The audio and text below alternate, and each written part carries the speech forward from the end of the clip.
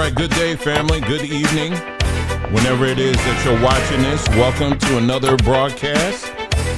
I'm so glad that you can join us today. Today is Monday, April the 21st, 2025. We had a wonderful weekend here. We actually try to do some hiking, but we ended up driving the whole time. But it was still nice to get out.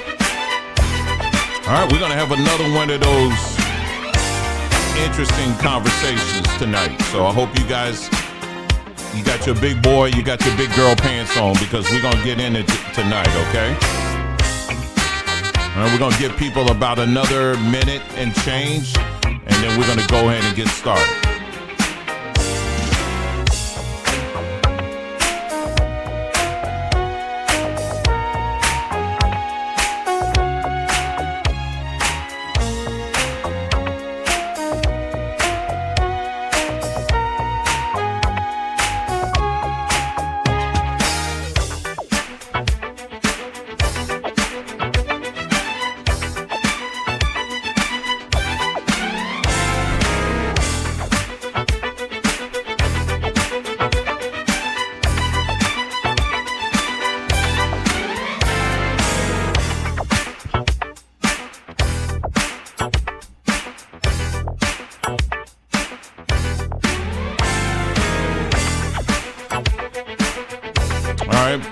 Less than a minute, we're gonna get in it.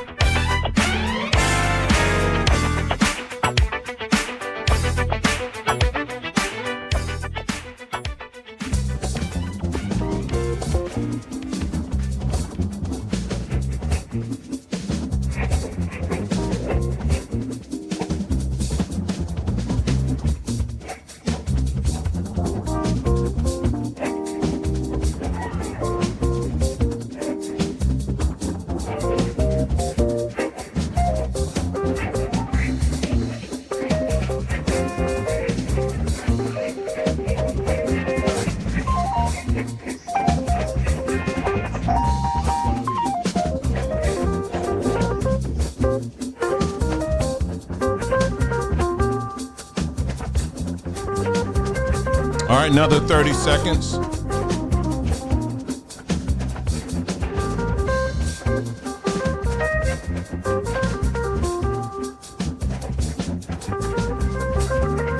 right, I think we're going to go ahead and get started. Thank you so much for tuning in. So glad that you guys can join us today. And I know for those on the East Coast, the time now is about 9:30 p.m. So I know that many of you guys are about to ready to go to sleep, get in that chair, put that music on, put some MacGyver on, put some old VCR tape if you're old enough.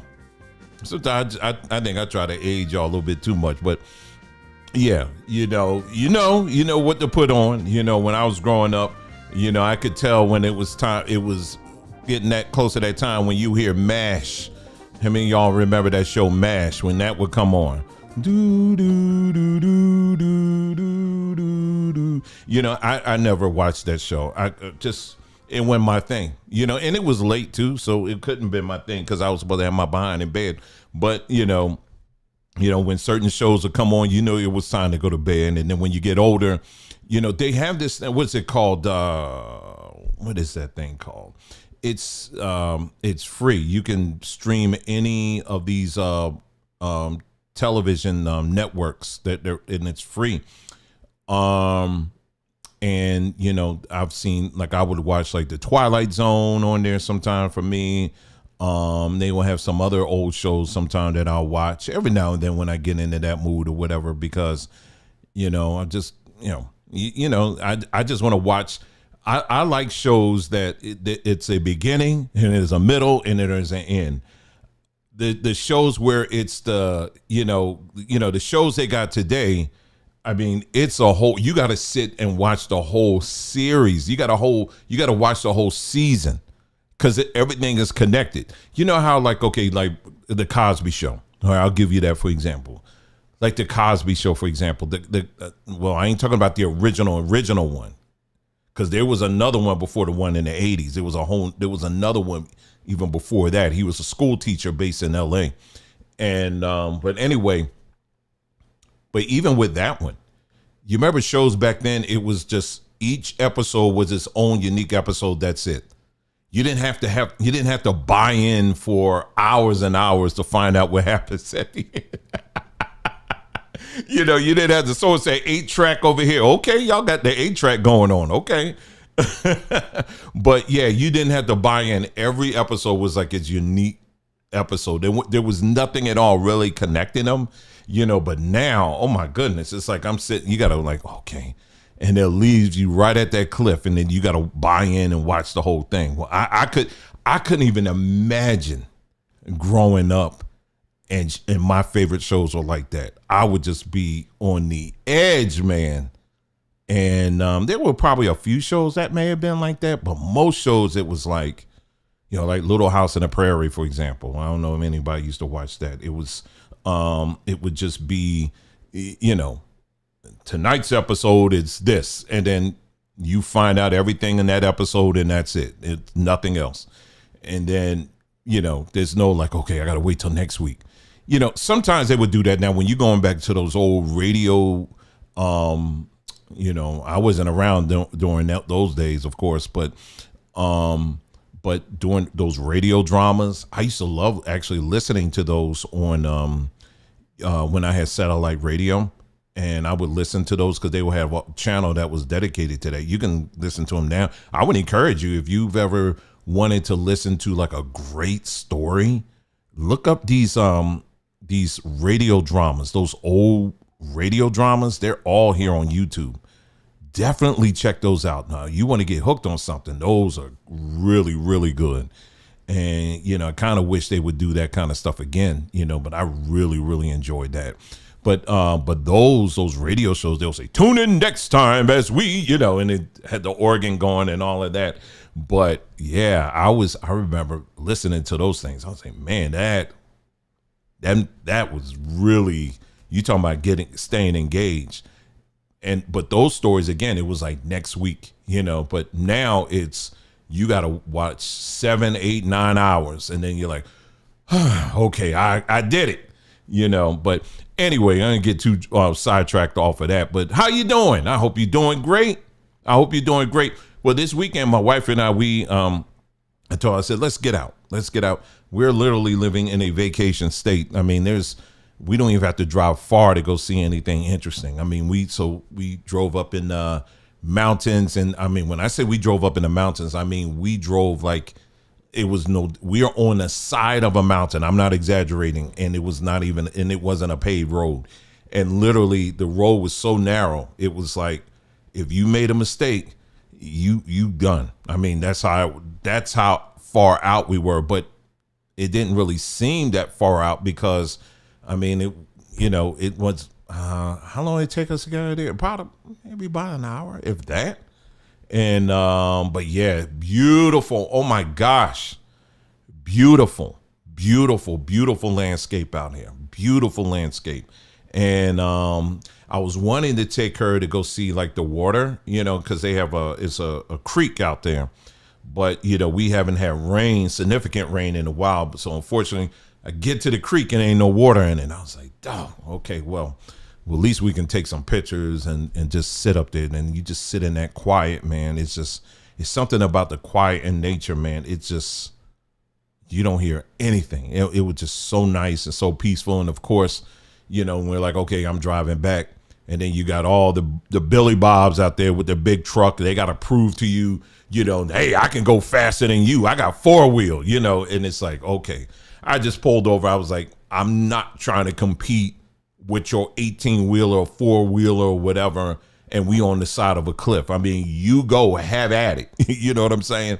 But it was so nice to get out just for a little bit. And because this is the time to do it before it really starts getting hot. Once it starts really getting hot, you're going to want to have a destination and come on back home because it's hot. Someone said, what did he say? You guys go up to Sholo. I never heard of that. Sholo. I may have to look that up. But no, I don't think I have. I've never heard of it. but we've been meaning to get up to like Flagstaff up in that area.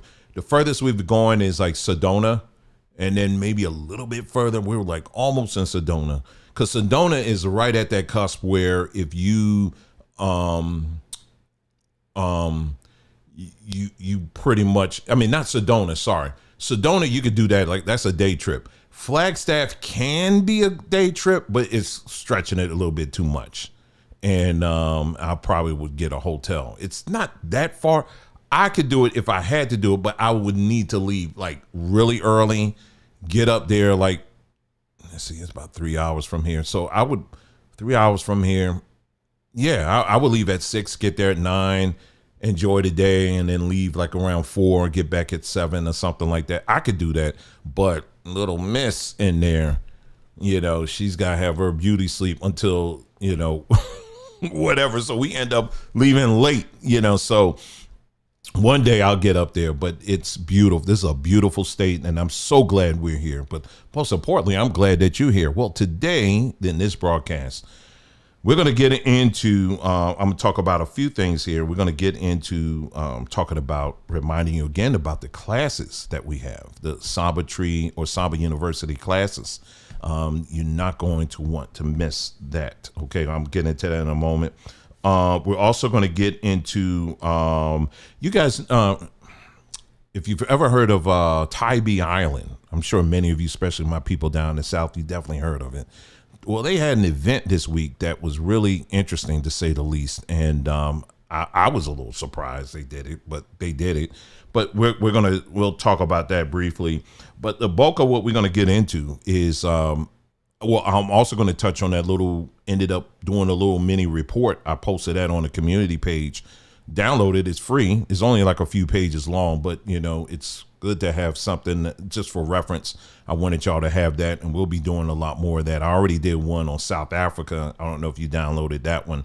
We're going to talk about that. And yes, of course, we'll revisit a little bit of this Carmelo Anthony situation, but I'm going to look at this. I'm going to go even harder on this, because I had some people that, left some interesting comments, and I want to kind of reflect on that a little bit. But there's an observation that I have on this situation that goes beyond the latest on what the father said and what the minister said. We're going way above that, and we're going to look at this from a much higher perspective. But there's something I'm noticing, and I think it's worth bringing it to the table, and we're going to talk about that. Okay. All right. So let's get into the first things first. Let's go to over on Saba Tree very quickly here, very, very quickly. And we'll get to that right there. Let's see. Saba Tree. We're going to go to Saba Tree. Well, first of all, let's talk about this real quick. We have a product that we just released, and it's called Spectrum Gymnema Silvestri. Hope I'm saying that right, because I asked my wife, I said, how you say this thing again? Anyway, she sent me, okay, let me get the link. She's saying, follow this one instead. So let me get that real quick. I'm going to bring that up very quickly for you, okay? Make sure that I'm following the instructions here. Hold on. All right. So here we go. Here it is right here. Oh, you ain't seeing it. Hey, going in. I got it all. Hold on. Where is it? Where is it? Where is it? Where did you go? Where did you go? Where did you go? Oh my. This thing just disappeared. Hold on for a second. It just disappeared. I just had it. Okay, hold on. All right. This time I'm going to move this over here. Sorry, y'all. All right. Almost. There we go. Go back. Go back. Go back. Sorry, you can't see this. Well, let me go back here. All right, here we go. All right. All right. All right. Now we cooking. All right. So we're right here. There we go. All right. So Saba Tree, Gymnema Silvestri, the sugar destroyer. Now, if you are someone out there that's definitely been wrestling with your sugar intake, and you're someone that's like, man, I just got to get a grip on this sugar, because I notice I've been eating the sweets a little bit too much, and I don't need it. And it may not be a thing where the doctor's telling you that. You just know that you eating way too many donuts, you eating way too much cookies and candy and stuff like that. And you know you ain't supposed to be doing that, especially as you get older. But this period, you shouldn't be eating it. Well, this is a great option for you. I've actually taken this. I take I'm doing grapefruit juice, but I'll talk about that a little bit later. But anyway, I'll just read it for you real quick here. Looking to curb sugar cravings and support healthy blood sugar levels naturally? Meet your new herbal hero, Genema sylvestri, a powerful herb used for centuries to support metabolic. Am I saying that right? Metabolic wellness. Genema is a rainforest plant native to India, also known as the destroyer of sugar. Wow. A reference to its historical use and tradition, preparations to manage insulin levels. What are the benefits? Helps reduce sugar cravings, support healthy blood sugar levels, promotes healthy glucose metabolism, enhances insulin function, supports digestive health. Best time to take is before meals, especially when managing sugar intake.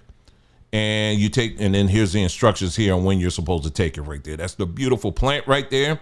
And then we also have the powder, and you could take it and drink it as a tea. You could do that. And then we have an instruction for that. So yeah, so if you're someone that, struggles a little bit with sugar, and who doesn't in this society, and you're wanting to cut down on it, this is a great way of doing it. And we have it now at Samba Tree.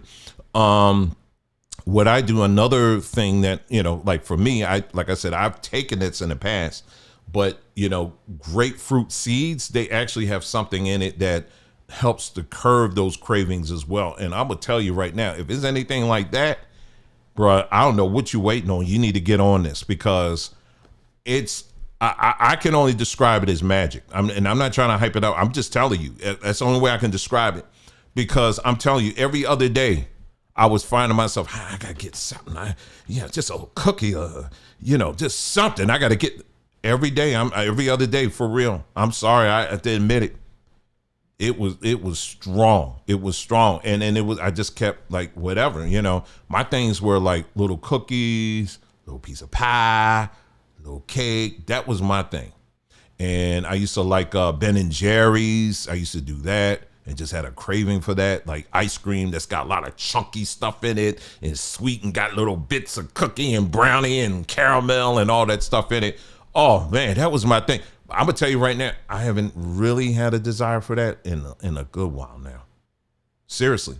And when I tell you it curves that desire for it, I'm not playing. It has not. Every now and then, you can have a little something every now and then, but it ain't nothing like I was in the past. And I'm gonna tell you right now, if this thing is anything like that, you need to jump on that for real, because you will see a major difference in your appetite for sugar and all of that. We gotta take care of our bodies, because with sugar, what's in your body that really loves sugar? Parasites, candida, they love sugar. Oh my goodness, they love sugar.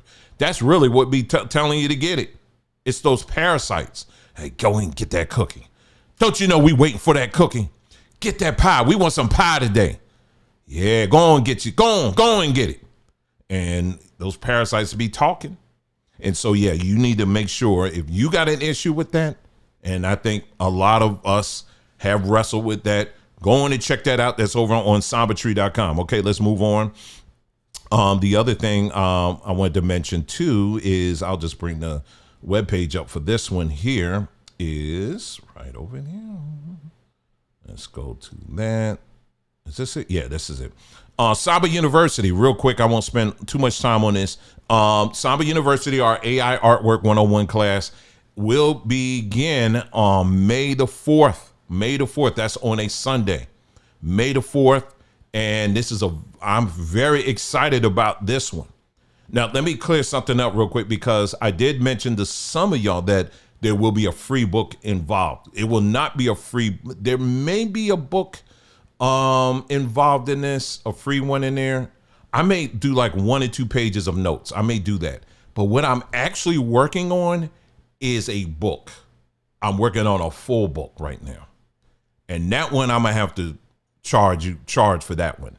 But that one I'm very excited. I'm not gonna even tell you the name of it, but it's related to the 2 classes that we are offering. But this art class, let me just talk about that again. If you're looking to make some art, and how to make some real art, I've seen a lot of people out there, quite a few people out there, who explore with AI art. Sometimes maybe you're not using the most the best platforms that are out there right now. Like, for example, I know Bing has one. It ain't there yet. And there's a few others out there. It's not quite there yet, but we're going to be working with 2 platforms that I feel that are really top notch, and I'm going to show you how to get some really, really great results. I mean, really great results. So regardless of what you're interested in, be it just, like photography, if you're interested in doing characters, if you're cartoons, if you're looking into just doing patterns, if you're someone that wants to put together a book or, a children's book or whatever, this will be the class that you need to take, because we're going to try to cover as much of it as possible. And it's going to be fun too. We're going to actually do it on Zoom, unlike the first class we did, which was on on another platform where we just streamed it. The interaction was just limited to the chat. This one, the interaction is going to be on Zoom. So there's going to be times where I'm going to be asking, hey, let me see what you created. And we're going to be trading each other's images and, putting some suggestions and all that kind of stuff. So it's going to be a fun time. It's going to be on this. So this is the art class that's coming up. Again, that will be March the 1st. And don't forget, if you miss the ChatGPT course that we taught, what was it, about a week or so ago? It's okay, because you can stream it. It's available now. It's still available. And as long as the site is up, this will be available for you. Okay. You can always go back. The recorded version is already up. Once you make the purchase, you will get a link that will take you both to the video that you can watch at any time, but it will also take you to your free 78-page book that comes with that class. So if you are someone that has been hearing a lot about ChatGPT and you just kind of like, I just need a little push, I just need some basic foundation on it, this will be the class that you can take, and it's right here on sombertree.com, and just go to Somber Tree University. Okay. So I just wanted to reiterate that this class is in fact available. It's still available. All right. It didn't go anywhere. It's still available, and you can jump on that now. Okay. So those are the 2 classes. And again, while you're on Somber Tree, make sure you check it out. We got all kinds of things regarding health and wellness. Check all that out when you get a chance. Okay. All right. So now that we got all that out of the way, let's go ahead and jump into some deeper things, shall we? All right. So one of the things I noticed in the news, I saw that, with these Democrats and how they are, bro, you see how they are going down. They are taking everything, the plane, trains, automobiles, to try to bail this MS-13 or whatever it is, this gang member down in El Salvador. They're trying to bail this guy. And one senator went down there and she said, I ain't leaving until he gets on the plane with me. This is a gang member. This is a whole gang member. And it's amazing to sit back to see how this party is so committed to wanting to preserve and to save gang members that are illegal. You came into the country illegally. You're not an American citizen. Like Washington Post and some of these other publications, they try to frame it. They said a Maryland man, because that's where he lived. He lived in Maryland. They said a Maryland man, he was snatched up by the clutches of the Trump administration, and he was thrown out of the United States and sent to that dastardly hell that we call El Salvador, but no, he came into the country illegally. He came into the country illegally, number one. Number two, if that wasn't bad enough, he joined a gang. Well, he was probably already part of the gang. And then on top of that, he committed crime while he was here. So again, I'm asking you, if you or I went to a country and we entered that country illegally, And then on top of that, I said, you know what? I'm gonna create a whole crime syndicate. And then I get arrested, and the first thing I want to do is wave up my American flag and say, I'm an American citizen. How dare you? What? No, you can't do that. You in their country. You got to abide by their stuff. And there's already black politicians, of course, doing what their paymasters are telling them to do. They are out here telling black folks, they say, listen, if you don't get behind this thing, if you don't get behind this, the next people that this government is going to go after is you.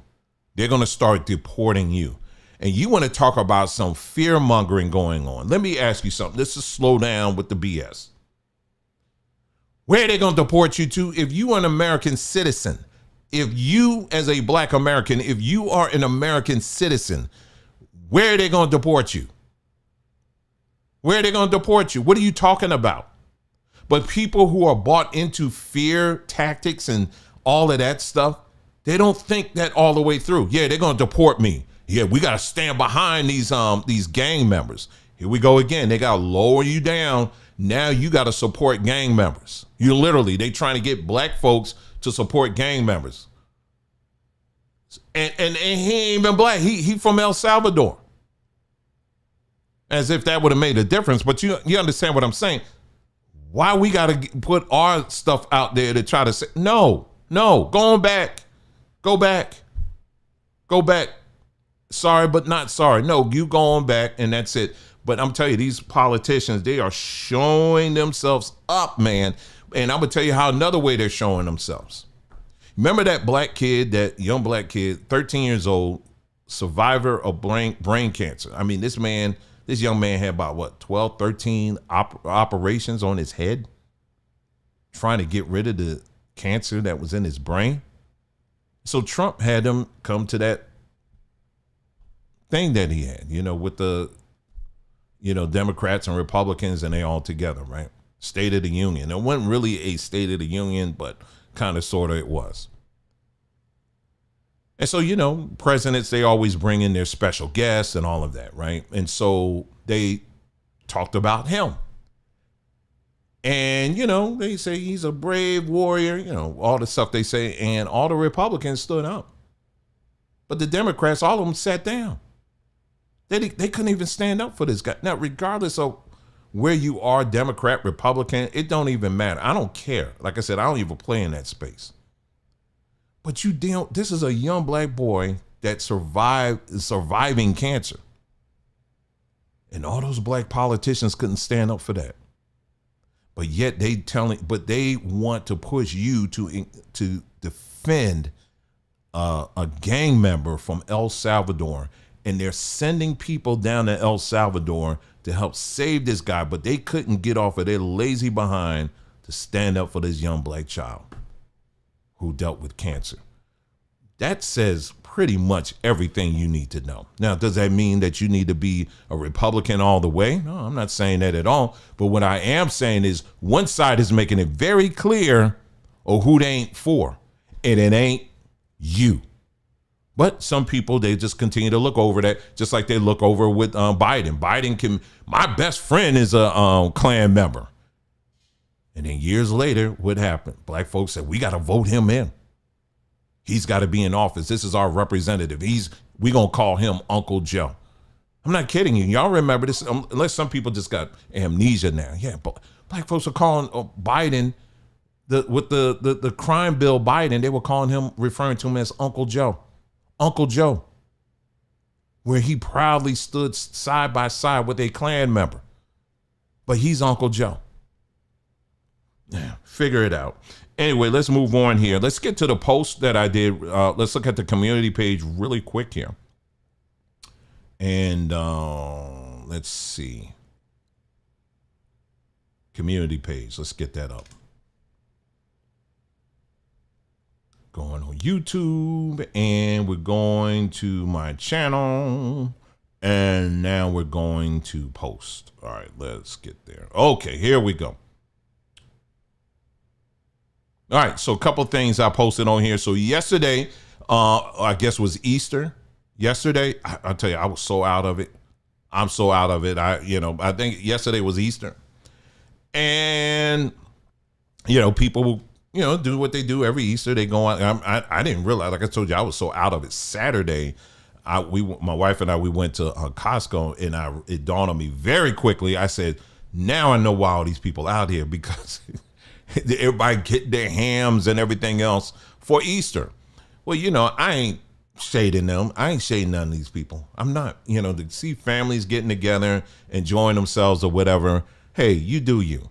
The meaning behind it, of course, I can't get with that, but families coming together and all that, at any time, I think that's always a good thing, but we also got to look at the truth of this, of this whole thing. You got Christians out here, which is for the most part, mostly a Christian nation, but we're seeing some changes in that for real. But, I wanted to remind people, and I've talked about this many times on this platform, that the whole story about Jesus and his resurrection is not an original story. Many of us have been raised to believe that, but it is not a original story. In fact, there are many examples prior to Jesus, that Jesus that's mentioned in the Bible, of other deities that had resurrections as well. There was a death, burial, and a resurrection.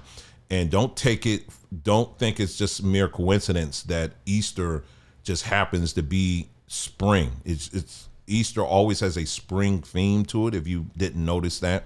Well, all these other deities, it's the same thing. It represents their resurrection, always mean it's representative in spring. Spring is always a time of rejuvenation, something that was dead coming alive. And then when you look through all these different deities here, springtime, the people that follow these people, springtime was the time that they acknowledged their deity coming back to life. And this is not an old thing. So it's something that once you widen your perspective a little bit more, you get to see, wow, man, we've been duped. And I gave you a little history on there. So you just click that at your own leisure, if you're wanting to read about it. Of course, nobody's sitting up here telling you got to pick a god, any god, and worship them. Nobody say that. I'm just giving you the historical perspective on this and widening your perspective on this, because, I've had even some people, once they're confronted with this, they said, well, maybe what happened is, see, the truth is that the devil was in heaven. I'm not making this up. I had someone tell me this. They said the truth is that when God was creating heaven and earth, Satan was up there too. And see, Satan must have overheard God talking about this whole death, burial, and resurrection of Jesus. So he must have quickly came down to earth and established this to distract us. I'm everything I just said, I've had people tell me that. I've had people literally tell me that. And I said, wow, and where'd you get all that from? Well, I don't know. I mean, if you just kind of think about it, that could be, I said, okay. But anyway, it's here. If you want to look at it, make sure you check out, we have our app, Claim Check. Go to journeymanandwoman.com, claim check. All these different claims that people put out, you can put it right in there, check it out for yourself, and measure it against actual factual historical truth, and with references that you can reference on your own. Okay, so that's on go to journeymanandwoman.com and then click on claim check, and then you can explore away. That's if you want to. All right, but the truth is out there. All right, so we're going to talk about, so anyway, the next thing I did was, this is what I was talking about earlier. It probably should have said, don't go to the cookout. That's what it probably should have said. But I just put on there, don't go to the picnic or whatever. We got this saying that, we always telling people, that are not in our quote unquote culture. If they do something that we see as a benefit or help, we'll say he's invited to the cookout or he's invited to the picnic or whatever, right? And so what I did was look from now going back to 2022. I could have gone back further than that. And I looked at all these different events, from birthdays to picnics to block parties to concerts. And there was a few other things I looked at as well. Things that you typically would not bring a gun. But for some reason, the culture thinks that that's an accessory that you must bring anytime when you just gonna go to a picnic. You know, you bringing your juice, you're bringing your food. Someone brought the chicken. Did someone bring the rolls? Oh, did you bring your AK? Okay. Did you bring your salt off? You know, and so that has become the thing now. And what I did was actually go through from now going back to 2022, all these different cases where that happened. And yes, unfortunately, majority of these cases involve people that look like me. And so this is just a reference document that I put together. And I would encourage you to check it out, because these are the kind of facts that unfortunately a lot of people, as you see the theme for tonight is being afraid of looking in the mirror. Well, this is part of the mirror right here. A lot of people don't want to look in the mirror at this kind of stuff. But this stuff literally happens all the time. But the general feel of this culture that we call black culture is it's just, hey, that's just some niggas over there. They just, you know how niggas can be, you know, that kind of thing. Well, yeah, I know how they can be, but why do I have to be associated with that? Have you ever thought of that? Have you ever thought of that when you see somebody that looks like you that's carrying on like that, and someone will tell you, well, you know how we can be. No, I don't know how we can be, because I don't do that. If someone invited me to their house to sit down to eat, I'm not thinking about bringing a gun. If I got to bring a gun to somebody's house just to sit down and eat, I probably won't be going over there. You know, and people will say, well, you know, you got to think about your safety. And from who? I do think about my safety. I don't hang with people who are crazy. It's simple. That's easy. I don't care what color you are. I'm not going to go anywhere if I feel that my life or the life of my family is going to be in danger. If I go here, there, or whatever, I ain't going there. You ain't learned nothing from these monster movies, these Dracula movies. You know, the people that be like, dun, dun, dun, dun, dun, dun, and then there'll be a cave over there and you hear something, oh, you know, and, you know, we joke about this all the time. We be talking about, yeah, you know how these white people, you know, in these horror movies, they always going to the cave. I remember this one I saw, it was some Dracula movie. A white man, he's driving in a VW in the middle of the woods, and of course his car conks out. And he walks to the dark woods. He's hearing this, whatever, right? He walks to the woods. Oh, it's in a cave. Oh, let me go in the cave. Oh, let me keep going back in the cave. Oh, what do I have here? Oh, there's 2 torches. What's between the 2 torches? Well, I'm glad you asked. Oh, it's a casket. Oh, let me open up the casket. Oh, it's Dracula. Oh, he's napping. Let me close it. Too late. Bye. You're dead. And so, but again, normal people don't do that. If my car broke down, I'm in the middle of the scary woods, guess what? I'm walking, then I'm running, okay? I'm walking and then I'm gonna run. I'm not no. Or if I gotta sit in the car, I'm locking the doors and it's just gonna be that for the evening. But if you gotta go to a place and you feel this urge to bring your gun and all this other stuff, then why are you going there in the first place?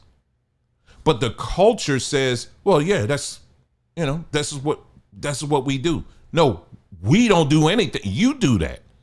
I don't do that. And I'm not going to align myself. Not only am I not going to align myself with that way of thinking, but I'm not going to associate myself with anybody who thinks that. That's why when I heard this story about what's going on in Texas, all I had to hear is he brought a knife. That's all I heard. And for me, I moved on to the next page after that, because I'm sitting there scratching my head. Who brings a knife to a track meet? I'm trying to think what event requires a knife? I mean, because any track meet, I don't recall. I know they got javelin. You know, they got the javelin event. So, you know, if he brought a javelin, maybe he's part of the javelin team. But a knife? Who? Why? Why are you bringing a knife? So that's all I had to hear, and I moved on. Why? Because I pay attention to all these other stories, like in this little booklet that I put together for y'all, where people are bringing weapons to places Why? And you don't, why? Oh, I'm going to go to the mall. Let's make sure you got this and that, and make sure you bring your gun and some knives too. Why? I'm just saying, why bringing this stuff? But the culture makes it normal and says, yep, that's okay. Yeah, you're supposed to bring all of that. Well, I'm going to tell you, this week, or this past 2 weeks, I've actually been paying attention to, I have done a very deep dive into some years ago. Some of y'all old enough to remember this. You know, some of y'all who are younger, you may not, you're used to seeing cops with body cams. Well, there was a time where police officers did not have body cams. They didn't do that. And so there was, of course, a lot of complaints going on because they were saying police were doing this, that, or whatever, and all this other stuff, right? And so there was legislation that was pushed. And one day, and maybe I'll talk about that, where they demanded police officers begin to put on body cams. Well, so that they can catch these racist police officers in their racism. Now, there's some cases where they actually have done that. But the majority of cases that are out there, well, I'm going to tell you, there are multiple channels out here. And I'll be more than happy to show you. You can just go on YouTube, go right here on YouTube, and just do a search for body cams. Let me go ahead and do that for you. I'm going to do a search for body cams. Body cams. All right, let's see. I'm going to do the search under channel. And let me pull this up here on the screen here. There you go. Look at all these channels. These are channels and channel after channel after channel after channel of police body cams. Just numbers of them. And I, for the last few weeks, have been watching these. And I'm going to tell you, and it's cops that are uploading this stuff.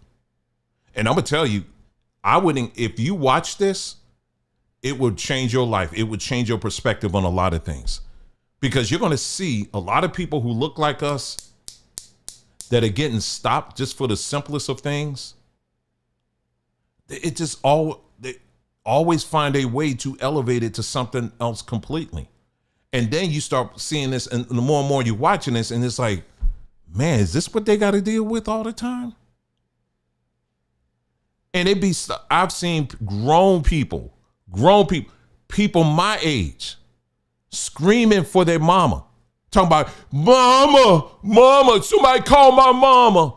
Somebody call my mama. There was one video, the girl, she was like screaming to the top of her lungs, I can't breathe. And she just kept screaming and all that stuff. And just some of the dumbest of things. I mean, just dumb. Like there was this one, the cop stopped them because they ran. Well, the reason why the cop stopped them was because this individual just got fired from their fast food position.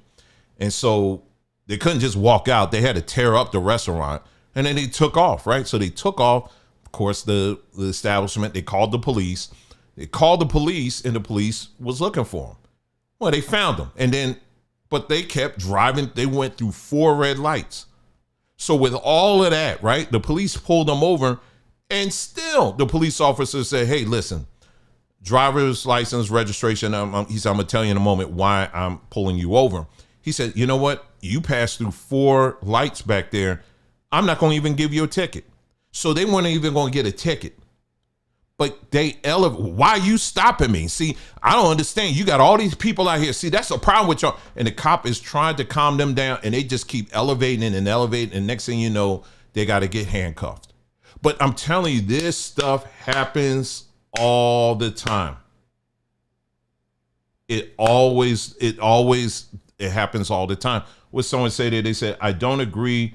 Oh, let me put it up here. Let me see what it said here.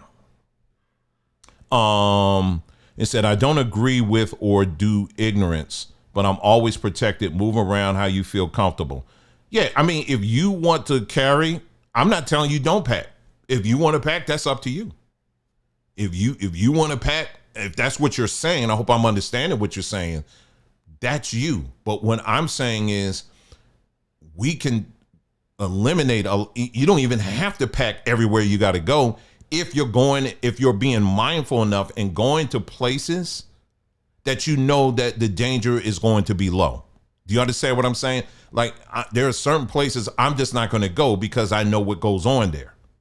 So I'm not going to strap. You know what I'm saying? I don't need to do that.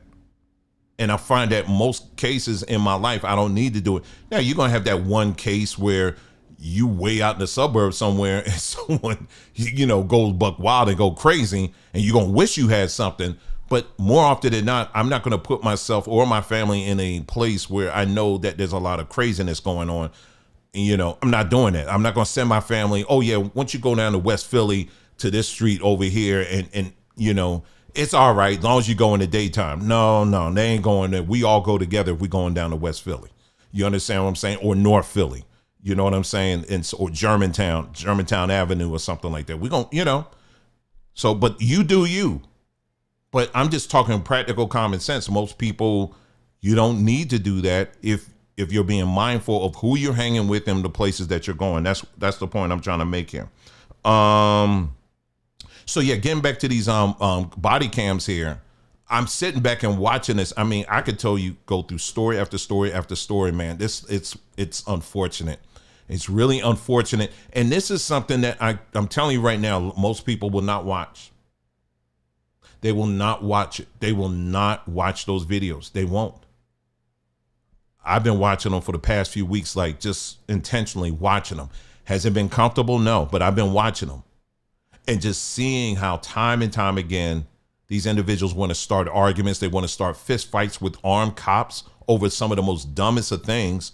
They're just asking you questions and you going all off on them. And then you got to call your mom and she got to come down and she got to argue and wave her finger in the cop's face and then trying to scratch him in his face. And next thing you know, the whole family in prison because of over some minor stuff. But the only thing that you see a lot of these individuals will focus on that follow this stuff is the one case when a cop is like, he happens to be white and he happens to cross the line. And now all of a sudden we got to get rid of all cops. And so I would really encourage you before the next time when a story comes out where it's a crime story, a white person kills a black person or vice versa, I would really encourage you before you start investing in all of that, look at some of these body cam footages. It doesn't eliminate that particular case, but I want to give you perspective because you need to understand that if you want to fix anything, you got to fix home first. And what I'm telling you is that what we're calling the black culture, it's a death culture. It is a 100%. It is a death culture. What we are calling black culture is a death culture. Let me give you an example. How many of you familiar with Tybee Island? Tybee Island, this weekend had an event. It was called Orange Crush. And for what I understand, they have it every year. They've been having it for some time now. And just think of Freaknik, but it's called Orange Crush.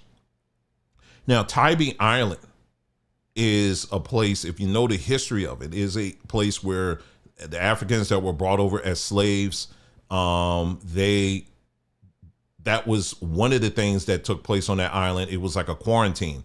So as the Africans that were being brought over as slaves, if they were sick, they would treat them on those islands, on Tybee Island. Another thing around in that area, they would, the West Coast Africans, one of their specialties was growing rice. So they would grow rice on those islands, off of that Georgia coastline there, on those islands there. They would grow rice over there. And there was a lot of things going on there. And then after the Civil War, as things began to free up, a lot of black folks or former slaves, they were able to purchase a lot of that land on those islands. If you've never been there, I would encourage you to check it out. They're very beautiful islands. And but a lot of that, as you're driving through, if you've been there, a lot of that in those island areas, those are owned by black folks. And they paid in blood for that sand.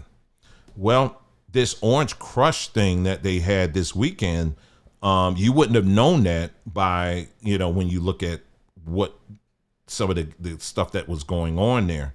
Let me see if I can pull this up here. Let's see if I can pull this up here on the screen. I'm not going to play I got the volume down because they had 2 shootings that took place there. Yeah, because they put music on this thing, so you can see people running away. You know, there was some shootings that took place there. You know, of course, there were fights going on there. You had guys fighting guys. I mean, these are like competitions or whatever. And then they had girls fighting girls. And they talked about the amount of trash and stuff that was left all on the island. And, you know, I'm sitting here watching this. I mean, and some of the most vile and vulgar things that were going on, some of the video footage that was uploaded by these individuals that went there, they uploaded this stuff. Very vile stuff that's going on. And I sat back and I watched and I thought about, I said, you know, when I think of other cultures and how they have sacred spaces where if something took place there of great significance to their culture, they're going to make sure they treat it with that kind of reverence. But when I saw this, I couldn't help but not realize, I said, what we call black culture, quite honestly, does not have that. And that's why I say that. And so that's why I say that it's a death culture. Because a culture that is rooted in its history is going to do everything it can to protect that history. You understand what I'm saying? But when you just kind of walk over it like it's nothing, like these individuals are doing here. Oh, Dwayne, they're just having a good time. Well, yeah, I'm sure they were. But can you imagine, do you think the people the ancestors that passed through that area, who own land in that area, do you think if they were alive today, you think they would tolerate something like that? I know I sound like an old man. I know I sound a little out of place and out of date. Yeah, I'm kind of accepted that. But but that's why I said there's a difference between history and culture. What I'm telling you is not to abandon your history, but at the same time, what we call black culture today, what I'm saying is that it is not rooted in our history. It's not. This is something completely different. And it is something that I will not, and under no circumstances will I defend it. Because you have black culture now today that is defending criminals, that's defending all these different types of bad behaviors and stuff that's out here. And like I've said before, the thing that's upsetting to me the most is how often you see older people, the people that we refer to as elders that should be raising the alarm on these things, they've kind of given up. And I'm not saying all of the elders did, but there are many who they don't care. They just kind of clocked out. So, you know, we're going to do what we can to, to keep pointing at this. And like I said, I know this gets, we're not going to let this, I'm not going to let up on this, because I sit back as a content creator here on YouTube and I'm sitting up here, I'm like, man, what else can I talk about? What other things I can talk about? Maybe I can talk about this. Maybe I can talk about this or that or whatever. But I cannot, as an individual that spent my lifetime climbing and excelling to the best that I can do in life. And the way that I can do it, the way I'm able to do it, is that I always have to face myself. I got to look at myself in the mirror and say, you know what? You are not doing this right. You're not doing that right. I have to be willing to give myself constructive criticism and look at stuff. And yeah, I could probably be even harsher on myself. But I have to be willing to do that if I want to get better. And what I'm saying is that ideology, that mindset, it does not come in this thing we call black culture. It doesn't. Looping it back to what I was just talking about, those videos, those body cam videos, every person They could have been caught red-handed stealing stuff. I didn't do, that ain't me. I looking for everybody to blame. Everybody to blame.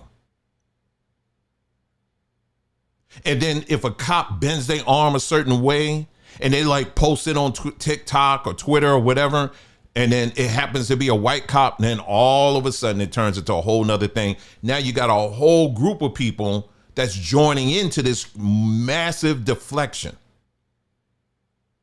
instead of just dealing with the situation at hand. Well, what led to that? What caused that? And that's not what we see here. So yeah, so if you really want a wake up call for real, I would encourage you to look at some of those body cam videos, because there's a lot of people out here that's saying, they said, yeah, the body cam videos is a blessing, because now you're able to see what really goes on. And again, I'm not saying all cops are good and they don't cross the line. Of course, you got some out there, but you got a lot of stuff out there, a lot of people out there that are doing some very bad things. And we don't care.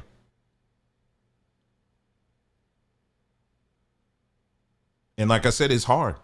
It's hard to talk about. It's a lot easier for me to sit up here and do a video and talk about the latest thing that white people have done. But when I start talking on stuff like this, no, I don't want to hear that. But it is what it is. You're stuck. Or you can click on and move on to something else. So, but either way, I have to stay here for a little bit, because we got to get this together. The last thing this evening for this broadcast that I want to touch on is just, like I told you earlier, this old Carmelo Anthony situation. I'm not getting into the weeds of all the who said this and who said that or whatever, but I'm actually just sitting and observing. That's kind of the stage I am right now, where I'm pulling back and I'm just looking at things. And I mentioned something to you guys earlier, a video or two earlier. Maybe it was the first video I did on it. I said, when I was looking at their, whatchamacallit, not GoFundMe, the Give, Send, Go. And I said, I noticed it was a large amount of black women of a certain age that were really championing Carmelo Anthony and wanting to protect this dude. I mean, they would give him money, a lot of money, leaving all kinds of scriptures. Baby, all things work together for good. And, Daniel, he was in the lion's den and all it, and just all this stuff. We got to protect this little man, and, that's our baby and all this other stuff. Now, I'm not saying you have men. You got men out here that are defending him too, but there's a lot of black women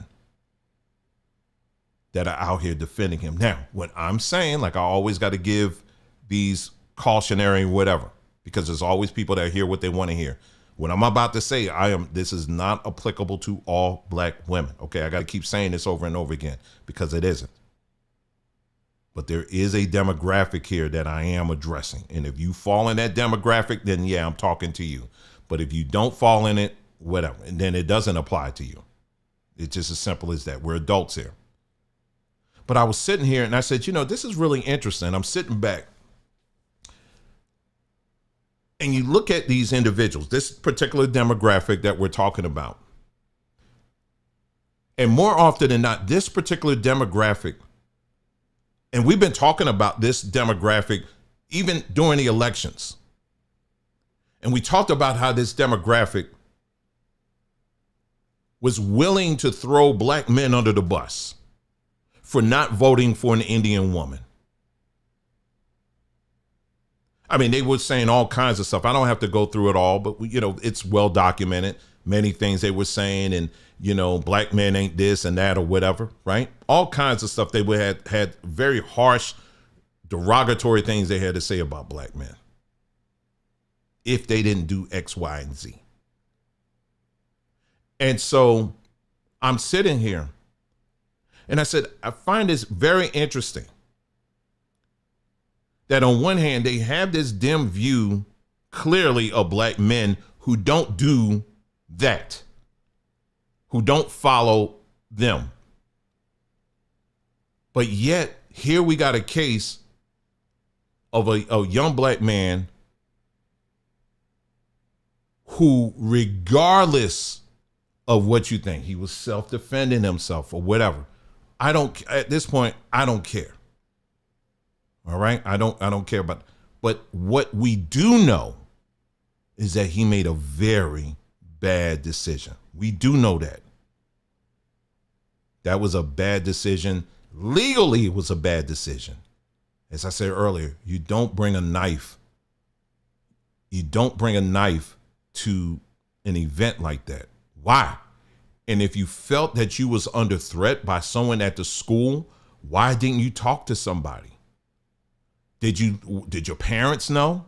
Did your parents know that somebody at this track meet, they hate me so much, I'm going to have to bring a knife to defend myself? Did your parents know? And why is it that adults, grown folks ain't asking that? I don't understand that. That's a simple step one. Did anybody know? If you are dealing with that, like if my son, if my daughter were still school age and they're going to school and they don't tell me that, hey, listen, I'm being bullied, or they're not telling somebody, I'm going to feel that, because I'm like, dang, well, what broke down in our communication where they felt like they couldn't tell me?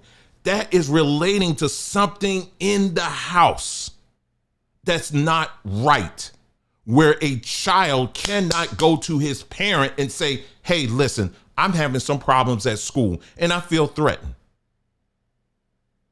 Both of our children, the several times that they have encountered stuff, and it was really with the teachers, it wasn't so much with students, but the teachers, they would tell us. I know they don't tell us every little thing, but something major like that, they didn't even have to finish. We were already there. We were already setting up meetings and setting up a perimeter with all the teachers and saying, look, you know what I'm saying? And letting them all know. And then we had no problems ever since.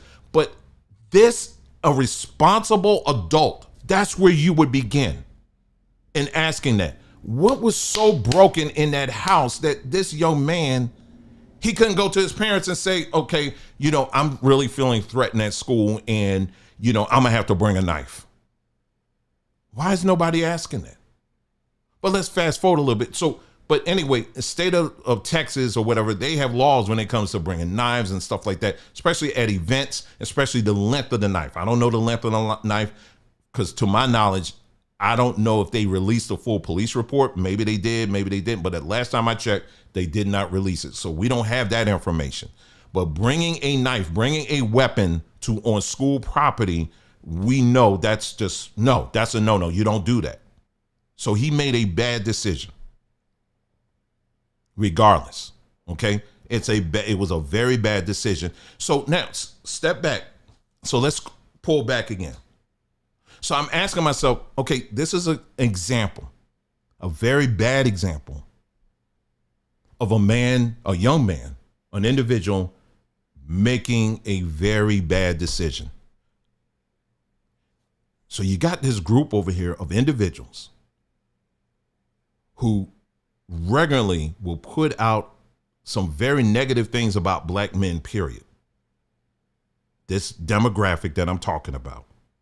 But yet this situation comes up and now all of a sudden they got to put the cape on to save him or to protect him. So I'm just putting this out here. You think on it or whatever. I'm sure if you got thoughts, I would love to hear them.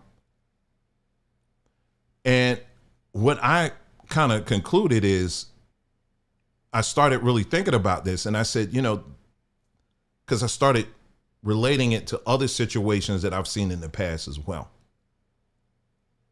And I guess what I'm getting at is that demographic, the reason why in this case, I believe they are gravitating towards trying to protect this man and trying to defend him and trying to say he's our child and he's our little wart and all this other stuff. It's because when you stand next to somebody that you know is broken, it makes you look good, don't it? At least that's what you think. This is why a lot of women in that demographic, when you look at their husbands, a lot of times their husbands are what? Simps. Many times their husbands are simps. You will never see a someone like that has this constant dim view every time they open their mouths out about black men and black men ain't this, that, or whatever. They will never try to put themselves on the same stage as someone that they think is either their equal or even greater. They'll never do that. They always got to have somebody that they can kind of either baby, and kind of like, I'm protecting you and all of that other stuff, because it makes them look good. And then on the other side of the fence, you got men that do the same thing. You got men that will oftentimes, they will try to pair themselves with, I only, date with these younger girls. That's what I go with, these younger girls. Yeah, because the younger girls, they ain't old enough to call you out on your mess. Do you understand what I'm saying? And so it makes them, at least they think, we're going to protect our own. But I'm looking in the same breath, some of the same people that are saying this, you just have you got a long history of negative things you say about black men, period. But this, all of a sudden, we got to put on our community cape and protect them. See, there's layers to this stuff that honestly, a lot of people are not willing to look at or even discuss. They're not. This ain't even real. What you're looking at, this whole case, Carmela, that's why I said I'm not even invested in it like that. I'm not. Do y'all remember, some of y'all old enough, you guys remember the O.J. Simpson case, right? Remember that? Remember the O.J. Simpson case? And how black folks were all in it. We were all in it, weren't we? This is how a black man is treated in America. He's a reason why they're going after him is because he's very successful and all this other stuff. And the problem is he married that white woman, and see how they do. The white woman turned on him and all this other stuff. You remember all that smoke we brought? You remember that? And you remember when they made the announcement and they said, okay, we, the jury, find the defendant innocent or whatever. And black America just went off. And what were we saying a day, not even at the day afterwards? Man, I know that nigga did it. Man, he did it. He did it all day and night. That boy was just as guilty, and everybody just laughed at, and comedians made all kinds of jokes about it and all that stuff, and kikiing and ha is funny and all that other stuff. But during the time where we should have been honest and said, no, put him under the prison for what he did, the culture got on code to protect him. And what was the result of the culture protecting someone like OJ? Well, he was set free, right? He didn't have to go to prison. But it didn't take too long. He did end up in prison or some other stuff, because the culture was not willing to look at, this is a very broken individual that got some serious issues. He's got some very serious issues. Instead of trying to claim him, what the culture should have said is, no, you on your own. That's you over there by yourself. You're not gonna infect what we got going on here. But this is what we call black culture. What it does, it protects all of that stuff. It's a mindset that we have programmed in our minds, that somehow we are obligated to protect the very worst that will kill you in a second.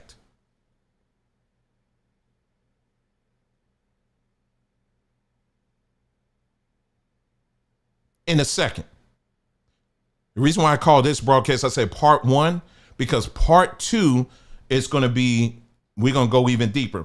I'm going to show you video after video after video after video after video of videos black folks uploaded. Videos that black folks have uploaded of them going after each other, fighting one another. I'm gonna have to blur a lot of that out because YouTube has a standard. YouTube has a standard, so I can't show everything. But I cannot tell you the hundreds, thousands of videos over the most trivial things. I got news reports even just this weekend. Black man, for whatever reason, got pissed off at his girlfriend. This is another story, because I told y'all one that happened in Trenton. This is another one that just happened this weekend. Got pissed off at his girlfriend. I'm going to pop her. I'm going to kill her and the daughter. Baby. Nobody bats an eye at that.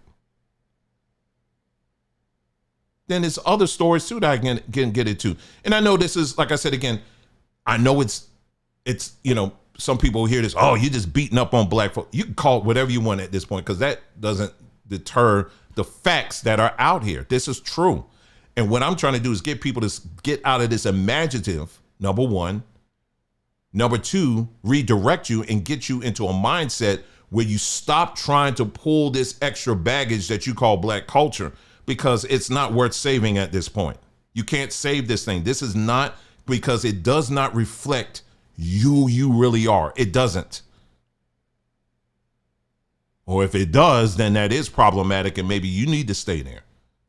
What I'm saying to you is my same message that I've always been saying is you are greater than that. And for those that will automatically assume that I'm saying forget being black, see yourself as colorless, I'm not saying that either. That is not what I'm saying. What I am saying is who you really are on the inside is far greater than just simply the color that's on your skin. You're much greater than that. When you start investigating and looking at how your body works, the amount of electricity that's constantly going through your body, activating muscles and activating different joints and different things, and how your brain communicates and all this other stuff. It's literally light. It's light frequency that's literally constantly going through your body. If you strip away all this stuff and you was to have the right kind of filter or whatever, you would see light. You would see light constantly just zipping by, up and down, up and down. That's who you really are. Think of this as people call it as an earth suit. You know what I'm saying? Like, I could wear a suit right now. I could wear a jacket.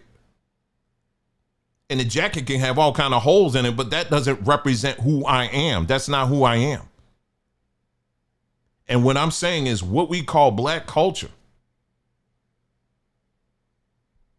What we call black culture is just that. It's simply a coat that many people choose to wear because you feel like you're obligated to wear it. And what I'm telling you is, no, you're not. You're not obligated to wear it. We're going to have to start getting very serious about a lot of this stuff. I am 100% for when we're talking about these churches, for example, because these churches right now, like I told you, these are black churches today are women organizations. That's what they are. They are women LGBT organizations. That's what they are. You just go ahead and get it in your mind. That's what it is. These are LGBTQ women/black women organizations. That's what they are. And they are focused on their needs. They are not focused on the needs of helping people beyond that. They're not focused on that. Oh, they may touch here and there every now and then, but no, they're not focused on that. And any man that will stand up and talk like this, like I'm saying right now, you will find enemies all over the place for that. They don't like that. They don't want to see a man standing up and speaking like this and saying, no, enough is enough. You need to sit down because you are destructive. You are a destructive force in this community or in this space, and you need to get out of here. And we need to start talking just like that. There's a lot of people out here you looking up as heroes or whatever, but they are truly a destructive force out here. And again, this does not apply to all black people. It doesn't, because there are many black folks who do see it and do understand and are doing things about it. But what I am also saying is that there are many who are not and feel obligated. It feels like they have to protect this thing. And here's the thing. This is the last point here. There are many black folks who do understand what I just shared with you just tonight in this broadcast. And yeah, they are embarrassed by it. In fact, they're so embarrassed by it, you know what they do? Well, we're going to reinvent ourselves. We're going to call ourselves FBA. We're going to call ourselves Native Americans. We're going to call ourselves freedmen. We're going to call ourselves Hebrews. Black folks will find all kinds of ways to reinvent themselves, to reinvent their history, to create different alternative origin stories as a way of escape on what this culture really is. Instead of dealing with it and need to be, it's like when you are, when you're dealing with a nuclear power plant, you just don't flip the off switch and then that's it. And then it's done. It's shut down. No, when you shut down a nuclear power plant, you got to do that in stages. It sometimes can take years to properly shut down. And what I'm saying to you is what we call black culture, it has to go through that process. It has to be properly shut down so that folks can begin to start seeing beyond that. Do you understand what I'm saying? So you're not that. You're not that. But that has to be completely dismantled and put to rest so that whatever cultures come in the future, if we're going to build it on black history, we're going to build it properly. You understand what I'm saying? That's what I'm talking about.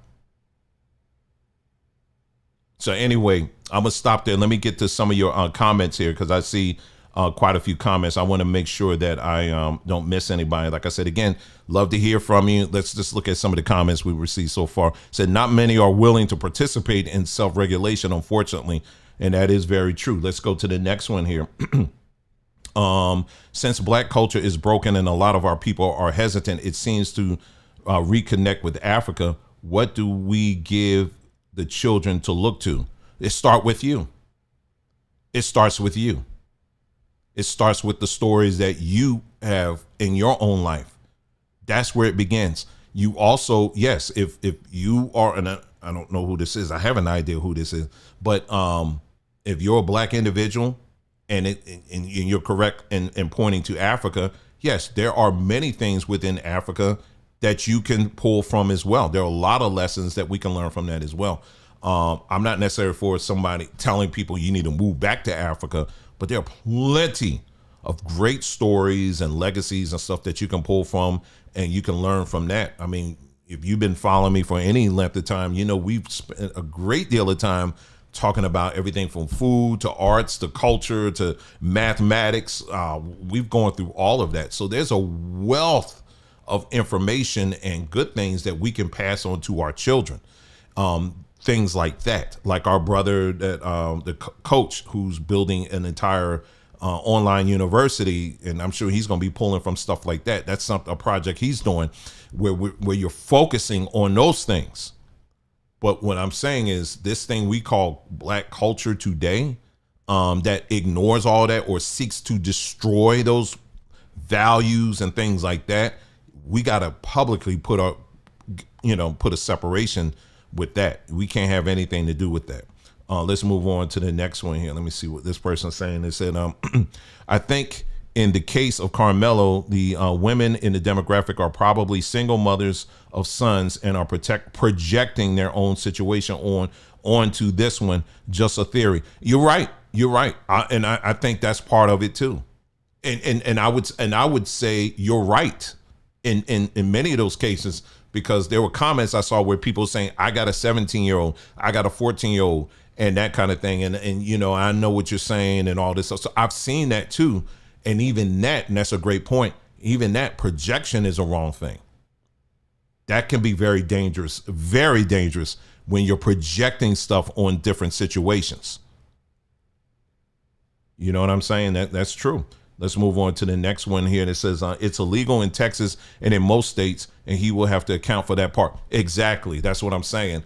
You can't bring a knife to these functions like that, and you can't do it. You know what I'm saying? You can't do that. That's wrong. You're gonna have to. That's the part that a lot of people just want to look over. They think he's just gonna walk out of this. He's not. He's not gonna walk out of this without some prison time. You know what I mean? And what they really are negotiating now is how much time he's going to spend in prison. But just those basic things, like you pointed out here, he's going to have to account for that. You're right. Absolutely right. Let's move on. Let's see this one here.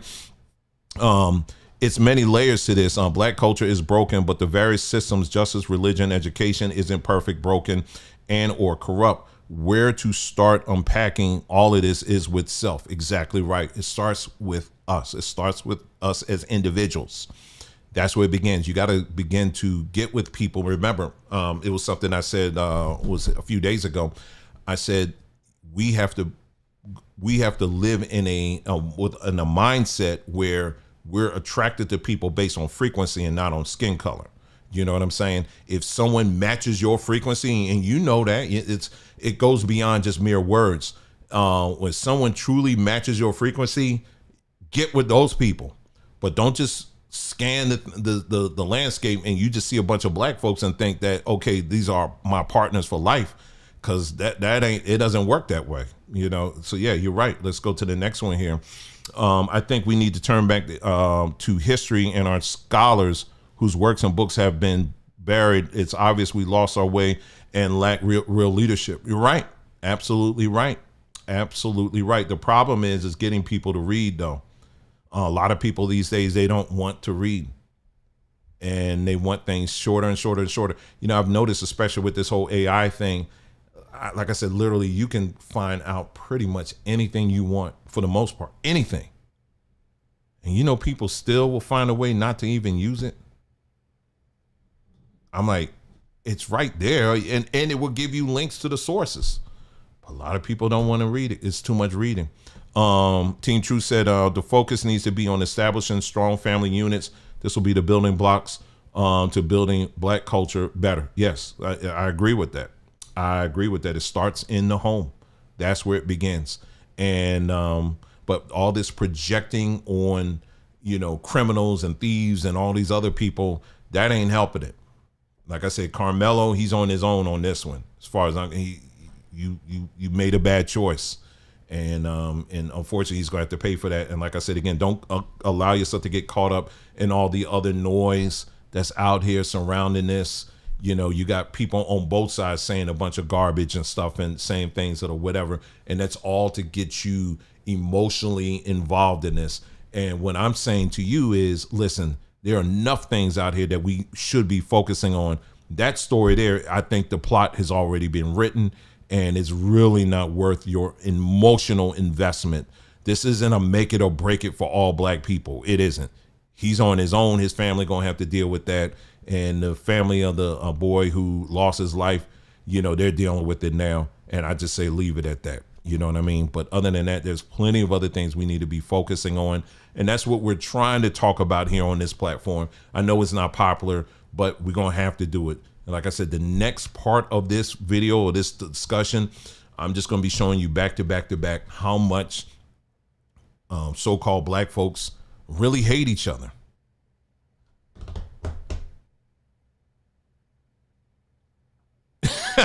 He said they got audiobooks now, my people. Yeah, I know. But you got to put it on 5 speed though. I know.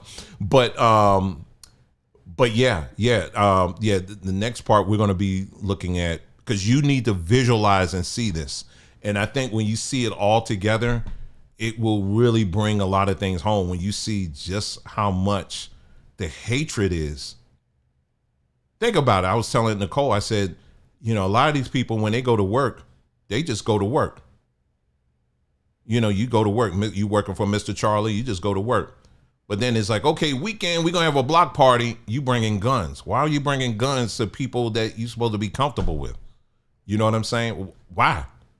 And then something pops off, and then, you know, it's just, and like I said, again, I'm as pro-gun, I'm 100% pro that. I'm just saying, you know, for things like a little child's birthday party, I'm not bringing a gun to that. You know what I'm saying? I'm not doing that. But, you know, that's the new norm now, unfortunately, with many people within this thing we call black culture. And that is the stuff that I'm saying it needs to be checked.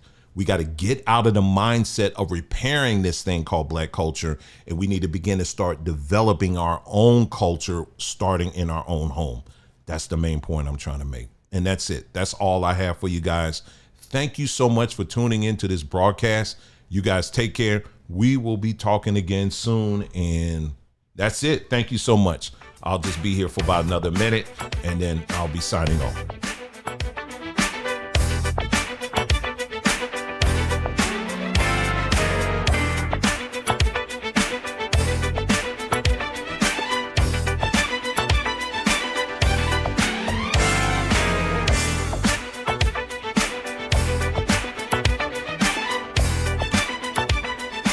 Now, this is a good point. They said in 2022, approximately 97,000 black women and girls were reported missing in the United States. I think a lot of these women have been harmed by other black women. So many are unhinged. You're right. You're right.